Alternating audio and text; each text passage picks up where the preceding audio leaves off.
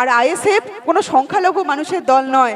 ISF যখন থেকে তৈরি হয়েছিল তখন থেকে আইএসএফ এর স্লোগান কি ছিল? ভিক্ষা নয়, কি চাই? ভিক্ষা নয়, অধিকার চাই। অর্থাৎ দলিত, আদিবাসী, সংখ্যালঘু সহ পশ্চিমবঙ্গের সমস্ত পিছিয়ে পড়া মানুষের অধিকার সুনিশ্চিত করার জন্য আইএসএফ এর জন্ম হয়েছে। আইএসএফ আজকে এই রাজনীতি তৈরি করতে চায়। শাওনাকে বলার সময় বলছিল যে এই যে মঞ্চটা, এখানে কোনো মঞ্চ নেই, একটা টেবিলের এপাশ ওপাশে আমরা সবাই বসে আছি, সবাই একই লেভেলে বসে আছি। আইএসএফ এই সমতা গঠন করার জন্যই লড়াই করছে। আজকে আমরা দেখছি যে আইএসএফ এর উপর কি ভয়ঙ্কর অত্যাচার চলছে। ভাঙড় থেকে শুরু করে, ক্যানিং থেকে শুরু করে হাড়োয়া, বিভিন্ন জায়গায় কোথাও কোথাও আইএসএফ কর্মীদের ঘর ভেঙে দেওয়া হয়েছে। এমনও দৃশ্য আমরা দেখেছি যে আবাস যোজনার ঘর পেয়েছিলেন বলে কেউ তার ঘর উপড়ে দিয়ে সেখানে পুকুর বানিয়ে দেওয়া হয়েছে। এই পরিমাণ সন্ত্রাস হওয়ার পরেও আজও যারা আইএসএফ করছেন, আজও যারা বুক চিতিয়ে লড়াই করছেন, তারা পশ্চিমবঙ্গ সরকার এবং বিজেপি সরকার জেনে রাখুক যে আইএসএফ যারা করছেন তারা কোনো ধান্দায় পার্টি করছেন না, তারা কোনো স্বার্থে পার্টি করছেন না। তারা পার্টিটা করছেন, আইএসএফ করছেন ভালোবাসার জন্য, নিজেদের অধিকারের জন্য, নিজেদের আগামী দিনে ভবিষ্যৎ নির্মাণের জন্য। তাই আইএসএফকে যদি আপনারা ভেবে থাকেন যে ওই আর পাঁচটা দলের মতো একটা তকমা দিয়ে দেবো বিজেপির দালাল আর এই পার্টিটা শেষ হয়ে যাবে, তাহলে আপনারা ভুল করছেন। আমাদের রাজ্যে সমস্ত সরকারি স্কুলগুলোর কি বেহাল অবস্থা। আমার কথা বিশ্বাস করতে হবে না, বিরোধীদের কথা শুনতে হবে না, আমি সরকারি রিপোর্টেরই রেফারেন্স দেব। সরকারি রিপোর্ট বলছে গত 1 বছরে পশ্চিমবঙ্গে 8,000-এর ওপরে সরকারি স্কুল বন্ধ হয়ে গেছে। কেন বন্ধ হয়ে গেছে? কারণ হয় কোনো স্কুলে শিক্ষক নেই, শিক্ষক থাকলে বিল্ডিং নেই, বিল্ডিং থাকলে ছাত্রছাত্রী নেই। কোনো না কোনো সমস্যার কারণে পশ্চিমবঙ্গে 8,000-এর মতো স্কুল বন্ধ হয়ে গেছে। এখন এই যে স্কুলগুলো বন্ধ হয়ে যাচ্ছে, বাচ্চারা যে লেখাপড়া থেকে সরে আসছে, আমরা দেখেছি লকডাউনের পরে বাচ্চাদের লেখাপড়ার কি সাংঘাতিক হাল।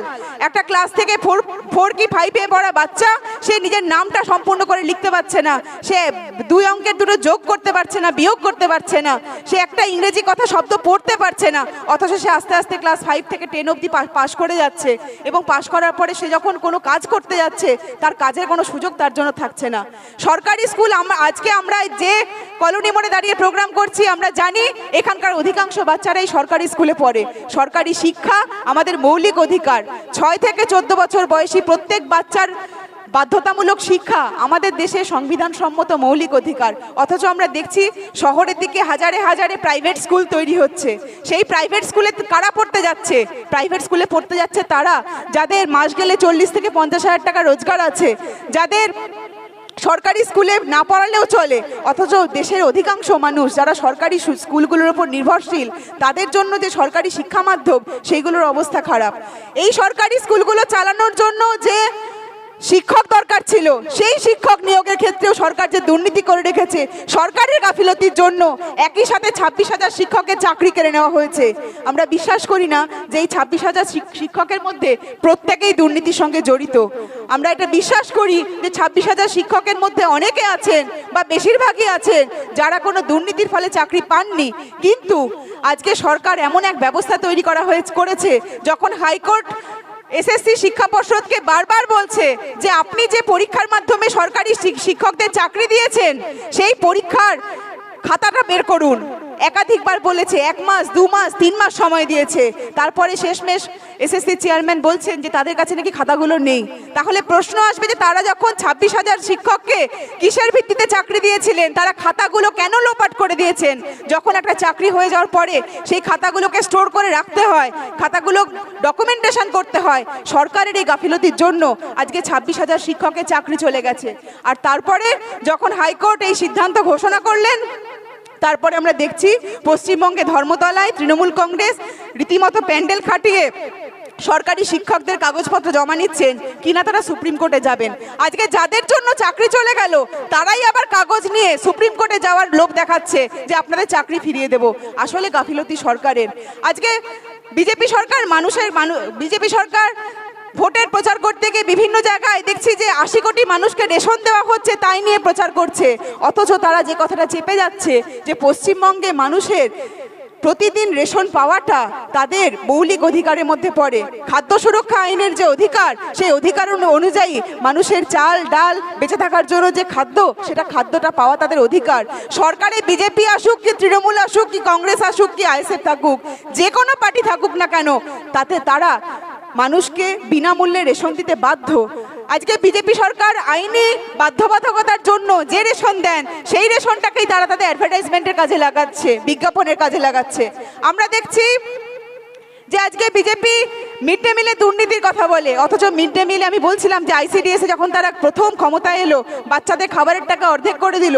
শুধু প্রথম 6 মাসে অর্ধেক করে দিল তাই নয়, তারপর থেকে ধাপে ধাপে আইসিডিএসে আজকে আপনারা মিড ডে মিল বা আইসিডিএসে খাবারের কোয়ালিটি দেখুন, সেখানে আলুর ঝোল আর ভাত দেওয়া ছাড়া আর কিছু খাবার দিতে পারে না। তাই জন্য অভিভাবকদের রাগ হয়, অভিভাবকদের সঙ্গে মিড ডে মিল কর্মীদের হয়তো সংঘাত হয়।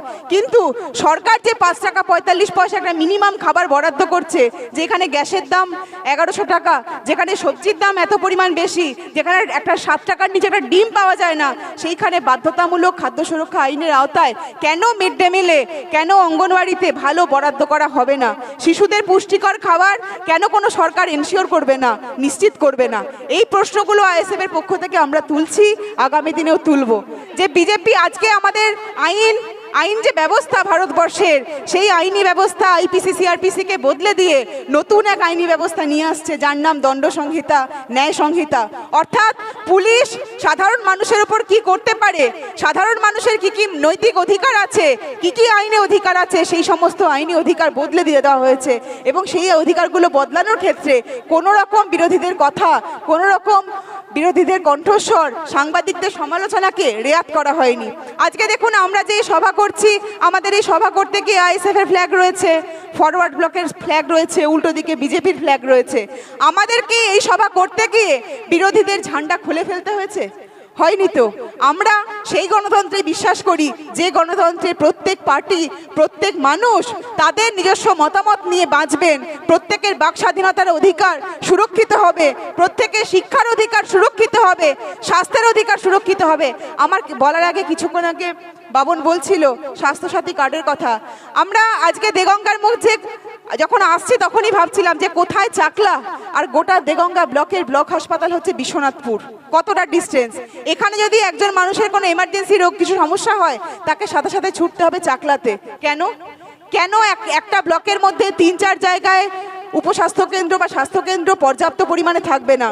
তাও বিশ্বনাথপুর ব্লক হাসপাতালে গেলে, আমরা আগেও গেছি, রিসেন্টলি একটা ঘটনাও ঘটেছে, রাত্রিবেলাতে লোডশেডিং, প্রচুর রোগীরা ছটফট করছেন, হসপিটালে কোনো কারেন্ট নেই। আমরা জানি ব্লক হাসপাতালে যাওয়ার পরেও একটু বেশি কিছু হলেই তাকে পাঠিয়ে দেওয়া হয় কোথায়? বারাসাত জেলা সদর হাসপাতালে রেফার করে পাঠিয়ে দেওয়া হয়। কেন?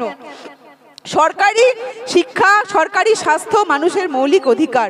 তাহলে স্বাস্থ্যসাথীর খাতে সরকার যখন এত পরিমাণ বরাদ্দ করছে, যখন স্বাস্থ্যসাথী কার্ড মানে কি?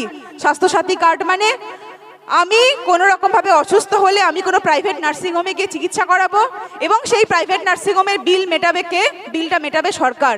এখন এই কথা বলার অপেক্ষা রাখে না যে একই চিকিৎসা সরকারি এবং বেসরকারি দু জায়গায় গিয়ে যদি করানো হয়, সরকারির থেকে অন্তত 10 গুণ বেশি খরচ হবে বেসরকারি হাসপাতালে। সে কথা আমরা জানি। তাহলে বেসরকারি হাসপাতালের বিল যখন সরকারকে মেটাতে হচ্ছে, তার মানে সরকার ওই ওই স্বাস্থ্য পরিকাঠামো দেওয়ার জন্য 10 গুণ বেশি খরচা করছে। কাদের পেছনে খরচা করছে? বেসরকারি হসপিটালের বা বেসরকারি নার্সিংহোমের মালিকদের অ্যাকাউন্টে সেই টাকাগুলো জমা পড়ছে। আজকে স্বাস্থ্যসাথী কার্ডে যে পরিমাণ বরাদ্দ প্রত্যেক বছর সরকার করছে, সেই বরাদ্দ যদি সরকারি হাসপাতালের জন্য লাগানো হতো, তাহলে কি সরকারি হাসপাতালগুলোর আজকে বেহাল অবস্থা থাকতো? আজকে আমরা দেখছি সারা ভারতবর্ষ জুড়ে একইভাবে নরেন্দ্র মোদী সরকার, তিনিও স্বাস্থ্যের ক্ষেত্রে বিমার কথা বলছেন। বিমা কেন লাগে? বিমা মানে কি? যেমন লাইফ ইন্স্যুরেন্স, অর্থাৎ আমার যদি কোনো দুর্ঘটনা ঘটে, সরকার আমাকে এককালীন একটা টাকা দেবে, আমি প্রতি বছর টাকা জমা দেব, আমি অসুস্থ হলে সরকার আমাকে টাকা দেবে। কেন? স্বাস্থ্য, আমি যখন এই দেশের নাগরিক, আমি যখন এই দোকান থেকে যদি 1 টাকার একটা দেশলাই কাঠি বক্স কিনি 1 টাকা দিয়ে, তার মধ্যে 12 পয়সা ট্যাক্স হিসেবে সরকারকে আমি জমা দিচ্ছি। প্রত্যেকটা জিনিস করতে গিয়ে আজকে এই আয়োজনটা করতে গিয়ে এই ডেকোরেটার্সের যে খরচ আছে সেখান থেকে তারাও একটা পরিমাণ টাকা সরকারকে জমা দিচ্ছে। প্রতিদিন আমরা সরকারকে ট্যাক্স জমা দিচ্ছি যাতে করে সরকার আমাদের সমস্ত দৈনন্দিন চাহিদা পূরণ করতে পারে। সেই দৈনন্দিন চাহিদার মধ্যে শিক্ষা এবং স্বাস্থ্য হলো একদম ভিত্তি। তা যদি সরকার পূরণ করতে না পারে তাহলে ট্যাক্সের টাকায় সরকারকে পুষে লাভ কি আছে? সরকারকে তো আমরা রাখছি আমাদের পরিষেবা দেওয়ার জন্য।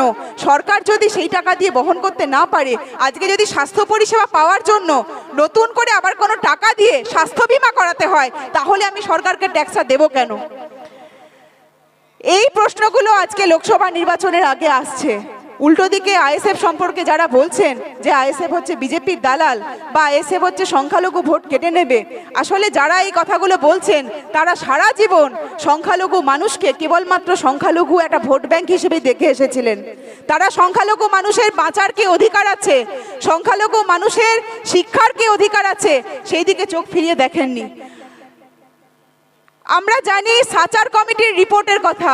আইএসএফ যখন তৈরি হয়েছিল সেই শুরুর সময় থেকে সাচার কমিটির রিপোর্টের কথা তারা বলে আসছে। সাচার কমিটির রিপোর্ট বলছে পশ্চিমবঙ্গে সংখ্যালঘু মানুষ প্রায় আছেন 27 ভাগ, অর্থাৎ 100 জনের মধ্যে 27 জন হলেন সংখ্যালঘু সম্প্রদায়ের মানুষ। কিন্তু পশ্চিমবঙ্গে সরকারি চাকরিতে আছেন মাত্র 2 জন। তাহলে এই প্রশ্ন আসবে যে সংখ্যালঘু মানুষ যদি 27 জন হয়ে থাকেন, কেন সরকারি চাকরিতে সংখ্যালঘু মানুষ 2 জন থাকবেন? আজকে আপনি এখান থেকে হসপিটালে যান, থানায় যান, ব্লক অফিসে যান, এসডিও অফিসে যান, কোর্টে যান, সেখানে সমস্ত জায়গায় দেখা যাবে উচ্চবর্ণের মানুষের আধিপত্য। সেখানে চ্যাটার্জি, ব্যানার্জি, মুখার্জি, বিভিন্ন সেনগুপ্ত, এই ধরনের মানুষ যারা উচ্চবর্ণের মানুষের প্রতি আমি কোনো রাগ প্রকাশ করে বলছি না, কিন্তু যারা চিরকাল এতদিন ধরে শিক্ষার সুযোগ পেয়ে আসছেন তারাই দেখা যাচ্ছে শিক্ষার সুযোগ ক্রমাগত পেয়ে চলেছেন। তাদের ছেলেরা, তাদের ছেলেমেয়েরা একের পর এক উত্তরসূরি তারা শিক্ষার আওতায় পড়ছেন। কিন্তু পশ্চিমবঙ্গে সংখ্যালঘুরা 27 ভাগ হওয়া সত্ত্বেও কেন সরকারি চাকরিতে 2 ভাগ থাকবেন? কেন শিক্ষা প্রাঙ্গণে আইআইটি থেকে শুরু করে আইআইএম থেকে শুরু করে পশ্চিমবঙ্গের যে কোনো আপনি বিশ্ববিদ্যালয়ে চলে যান, সেখানে কেন সংখ্যালঘু মানুষের সংখ্যা, ছাত্রছাত্রীর সংখ্যা এত কম থাকবে? আর যখনই সেই অংশের মানুষ কোনো দল গঠন করছেন তখনই তাদেরকে শুনতে হবে যে তারা হচ্ছে বিজেপির দালাল। যখন গত বছর আইএসএফ এর প্রতিষ্ঠা দিবসের সময় ধর্মতলার বুকে যখন আইএসএফ এর উপর ভয়ঙ্কর অত্যাচার নামানো হলো, যখন আমাদের চেয়ারম্যান পীরজাদা নওশাদ সিদ্দিকী সহ আমাদের রাজ্য কমিটির সদস্য 88 জন কর্মীকে গ্রেপ্তার করা হলো, তখন আমরা দেখেছি যে কিভাবে টানতে টানতে হেঁচড়াতে প্রিজন ভ্যানে তোলা হয়েছিল। ব্রিটিশ আমলেও কোনো পুলিশের হিম্মত হয়নি একজন পীরজাদাকে এভাবে টানতে টানতে গাড়িতে তোলার।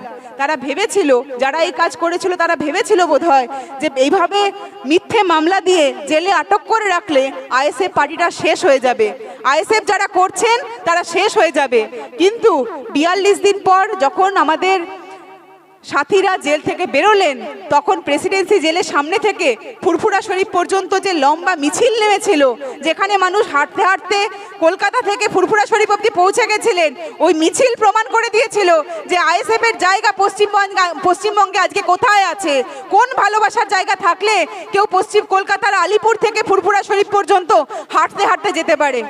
এবং আমরা জানি 42 দিন আপনারা যারা এখানে আছেন তারা প্রত্যেকেই কম বেশি বিভিন্ন কর্মসূচিতে অংশগ্রহণ করেছেন। ওই 42 দিন যখন আমাদের সাথীরা জেলে আটক রয়েছেন, তখন প্রতিদিন কলকাতায় কোনো না কোনো কর্মসূচি থেকেছে।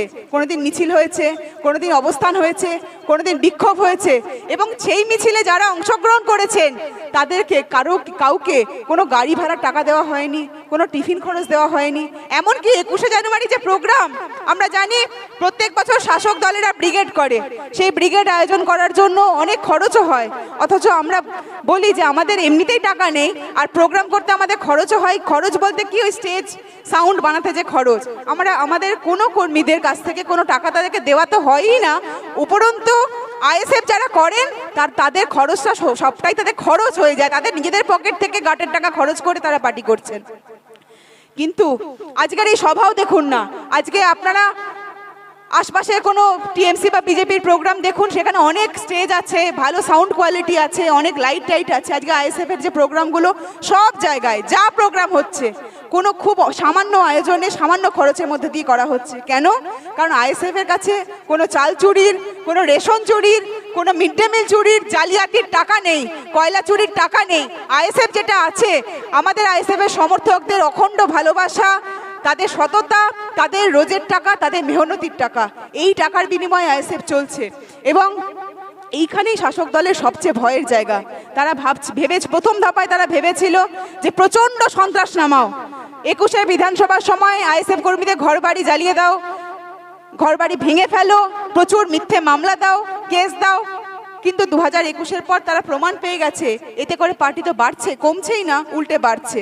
তারপরে তারা ভাবলো যে ঠিক আছে, কর্মীদের উপর অত্যাচারটা অনেক হয়েছে, এবার নেতৃত্বকে অ্যাটাক করা যাক, চেয়ারম্যানকে ডাইরেক্ট অ্যাটাক করা যাক। সেটাও তারা করলেন, করে 42 দিন পরে তার জবাবও পেয়ে গেলেন। আমরা যারা এখানে আছেন প্রত্যেকেই জিজ্ঞেস করব, সবাই এখন সোশ্যাল মিডিয়া ফলো করেন, 42 দিন ওই জেল খাটার পরে আইএসএফ এর জনপ্রিয়তা, আইএসএফ এর পরিচিতি কমেছে না বেড়েছে? বেড়েছে, সবাই জানেন। যেদিন নওশাদ সিদ্দিকী সহ আমাদের কর্মীরা যেদিন জেল থেকে বেরোচ্ছেন, সেই দিন আরেকটা নতুন একটা ঘটনা ঘটেছিল, সবার হয়তো খেয়াল থাকবে। আমাদের বন্ধুরা বলেছিলেন যে আমরা জেল থেকে ছাড়া পেয়েছি, এতে আমাদের যা আনন্দ হচ্ছে তার চেয়ে অনেক বেশি আনন্দ হচ্ছে এই খবরটায়। খবরটা কি ছিল? সেই দিন ছিল একটি উপনির্বাচনের ফলাফলের দিন। আমি জায়গাটা জাস্ট ভুলে গেলাম। সেই দিন ছিল একটি উপনির্বাচনের ফলাফলের দিন, সাগরদিঘির উপনির্বাচনের ফলাফলের দিন। সাগরদিঘি উপনির্বাচন, আমরা জানি উপনির্বাচনের রেজাল্ট সাধারণত সরকারে যারা থাকে তাদের দিকেই যায়। তৃণমূল সরকারে আছে, ফলত খুব এক্সপেক্টেড ছিল, খুব প্রত্যাশিত এটাই ছিল যে সাগরদিঘি নির্বাচনেও শাসক দলেরই কেউ না কেউ জিতবে। অথচ সাগরদিঘি নির্বাচনে দেখা গেল না তৃণমূল না তার মূল বিরোধী বিজেপি, জিতল কে? তৃতীয় একটি শক্তি, কংগ্রেস। এখন প্রশ্নটা হলো, কংগ্রেস জিতেছিল, পরবর্তীকালে সেই বাইরন বিশ্বাস কোন দলে চলে গেছিল তা নয়।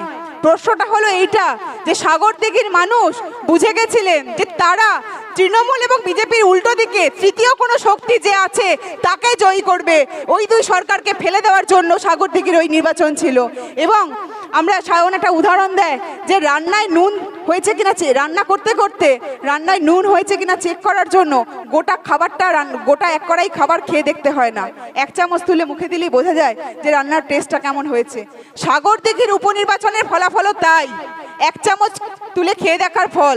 আসলে পশ্চিমবঙ্গের প্রত্যেকটি বিধানসভায়, প্রত্যেকটি লোকসভা কেন্দ্রেই মানুষ তৃণমূল এবং বিজেপির উল্টো দিকে তৃতীয় শক্তিকে চাইছে, যে শক্তি মানুষের অধিকারে কথা বলবে, যে শক্তি পুলিশ প্রশাসনের হুমকির বিরুদ্ধে মানুষের আইনি অধিকার প্রতিষ্ঠা করবে, যে শক্তি দলিত এবং আদিবাসীদের অধিকার হরণের বিরুদ্ধে রুখে দাঁড়াবে, যে শক্তি সংখ্যালঘুদের সমস্ত অধিকারকে নিশ্চিত করবে, এবং সর্বোপরি যে শক্তি সরকারকে তোলাবাজি দুর্নীতির রাস্তা থেকে সরিয়ে এনে মানুষের সরকার গঠন করতে পারবে। মানুষের পঞ্চায়েত গঠন করেছে অলরেডি, এখন আগামী দিনে আমাদের মানুষের সরকার গঠন করার দিন আসছে। আইএসএফ এর সমস্ত সংগ্রামী সাথীকে আমি জানাই আমার অভিনন্দন।